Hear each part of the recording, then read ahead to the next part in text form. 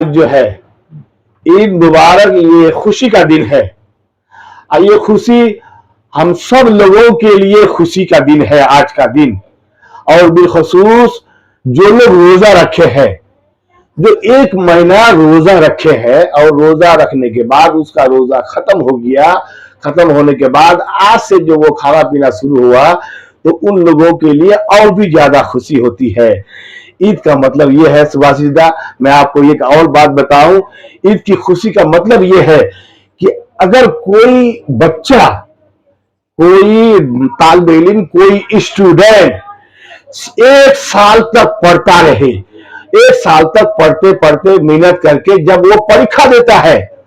और परीक्षा देने के बाद जब उसको रिजल्ट मिलता है कि तुमने अच्छा डिवीजन से पास किया, तो उनकी खुशी का कोई इंतहा नहीं होती है, बहुत खुशी होता है। इसी तरीके पर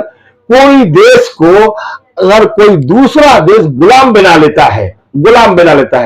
तो गुलाम बना लेने के बाद उस देश की कुर्बानी, उस देश के लोग कुर्बानी दे करके उस देश को आजादी करता है, आजाद कराता है, तो उन देशवासियों के लिए बहुत बड़ा खुशी का दिन होता है। जिस तरीके पर हमारे हिंदुस्तान में 15 अगस्त 1947 ईस्वी को अंग्रेजों की हाथों से हम लोगों की आजादी मिली है, हम सब लोग खुशी मनाते हैं कि आज हम लोगों को आजादी मिली है। इसकी खुशी हम लोगों को बहुत खुशी मिलता है। इसी तरीके पर रोजा, 1 महीना रोजा रखने के बाद जब उसको 1 महीना हो जाता है और उसका रोजा खत्म हो जाता है, अब उस दिन से उसको फिर 11 महीना खाने पीने के लिए उसको इजाजत हो जाता है। तो उस दिन उस रोजादार के लिए 1 महीना जो वो इम्तिहान दिया, माना 1 महीना ये परीक्षा हुआ, परीक्षा देने के बाद जब वो उसका परीक्षा खत्म हो गया और उसको रिजल्ट मिल गया कि आप तुम आज से खा सकते हो, तो उसको खुशी होती है। इसी तरीके पर रोजा का मतलब यह है कि 1 महीना रोजा रख करके खाने पीने के लिए अब इजाजत हो गया है, अब खा सकते हैं। इसलिए उस खुशी में उसी का नाम है ईद उल फित्र। ईद उल फित्र हम सबों के लिए है, हम सब लोगों के लिए है। मतलब जो कोई बीमार हो, कोई सफर में हो या कोई लोग रोजा नहीं रख पाता है, तो ये अलग बात है। लेकिन भाई, और मैं आपको एक बात बताऊं सुभाषिदा, कि उपवास रहना, हम लोग तो 1 महीना रोजा रहते हैं, हमारे हिंदू भाई भी क्या कर रहे हैं, उपवास रहते हैं। ये बात नहीं है कि हम ही लोग खाली रोजा रहते हैं, तो पहले जमाने के लोग भी रोजा रहते थे, पहले जमाने के लोग भी रोजा रहते थे। आज फिलहाल के जमाने में हमारे बहुत सारे हिंदू भाई आते हैं, उन लोगों ने कहा कि भाई हम लोगों ने नवरात्रा करते हैं, दिन में हम लोग भी नहीं खाते हैं, यानी 9 दिन का होता है, कोई 1 दिन का होता है। इसी तरीके पर रोजा भाई नहीं खाना, उपास रहना, उपास रहने का मतलब यह है कि ईश्वर को राजी करना, खुदा को राजी करना, अल्लाह को राजी करना। कि हम लोग जो दुनिया में आए हैं, बहुत सारा आदमी गलत काम करता है या कोई पाप का काम करता है, तो उस पाप को अल्लाह से, ईश्वर से माफी मांगता है कि भाई हमने ये खराब काम किया, हमको माफ कर दो अल्लाह, ये ईश्वर, ये भगवान, हमको माफ कर दो, हम तुम्हारे पास आके माफी चाहते हैं। तो भाई दुनिया के कोई भी हाकिम के पास अगर कोई मुजरिम जाकर कहता है कि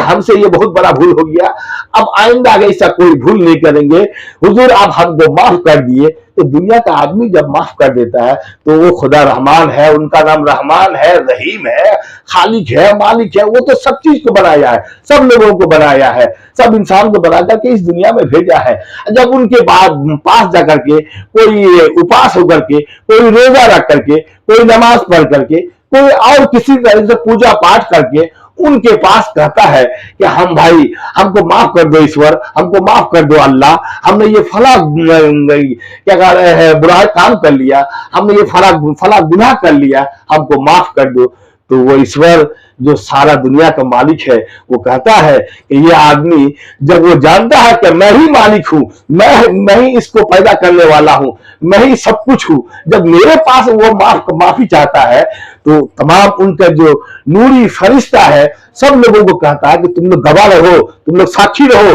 वो जो हमारे सामने आके माफी चाहा तो मैं सब लोगों को माफ कर दिया, मैं उसको गुनाह को माफ कर दिया और उसको मैं पैराडाइज लॉज और जन्नत का खुशखबरी देता हूं। तो मरने के बाद उसकी रूह को जन्नत मिलेगा, उसकी रूह को पैराडाइज लॉज मिलेगा, उसकी रूह को, जो उसको आत्मा को स्वर्ग मिलेगा। और इसीलिए हम लोग क्या कह रहे हैं,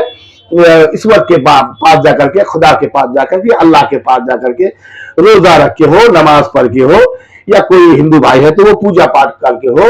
वो अल्लाह से और ईश्वर से माफी मांगता है। लोग किसी आदमी के पास जाकर के नहीं जाता है कि आप हमको माफ कर दो, वो भी जानता है कि माफ करने वाला एक ही है जो सारे दुनिया को बनाया है, सब इंसान को बना करके इस दुनिया में भेजा है, वही माफ कर सकता है, बाकी कोई माफ नहीं कर सकता है। तो उनके पास जाकर के ही कोई हम लोग हाथ उठा करके क्या कर दुआ मांगते हैं कि अल्लाह हम मेरा खता हो गया, गुनाह हो गया, हमको माफ कर दो। कोई भाई मंदिर में जाकर के अपने पूजा पाठ के जरिए से कहता है हमसे गुनाह हो गया है, हमसे खता हो गया है, ईश्वर हमको माफ कर दो, तो ईश्वर उसको माफ कर देता है। इसी तरीके पर हम इंसानों को इस जमीन पर रहना चाहिए, ना कि फितना फसाद करना चाहिए, ना कि एक दूसरे को देख करके घिन करना चाहिए, बुरा भला कहना चाहिए, किसी को बुरा भला नहीं कहना चाहिए। सब इंसान हम लोग अल्लाह का, ईश्वर का बना हुआ है, हम सब लोग एक है, हम सब खुदा का बंदे हैं, सब बंदा है।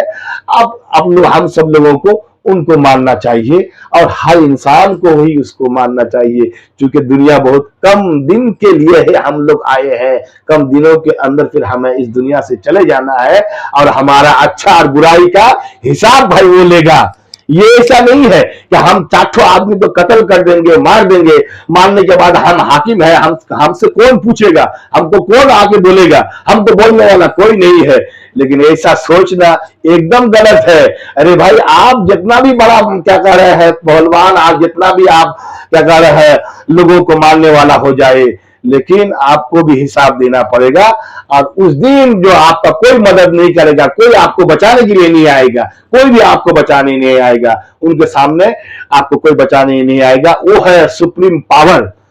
पावर जिसका नाम महान अल्लाह है। वो सबसे हिसाब वो किताब लेगा।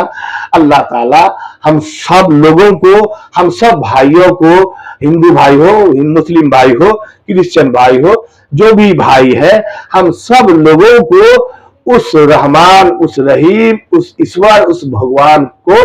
मानने का तौफीक अता फरमाए। और उनके सामने ही हम लोग अपना हाथ को उठाए, उनके सामने ही हम लोग माथा टेके, हम लोग सजदा करें, नमाज पढ़े, उनके सामने ही हम सब लोगों को उनकी राह पर चलने का तौफीक अता फरमाए। अल्लाह ताला हम सब भाइयों को अच्छा और खुश उसलूबी के साथ इस दुनिया में जिंदगी गुजारने का तौफीक अता फरमाए। खुदा हाफिज।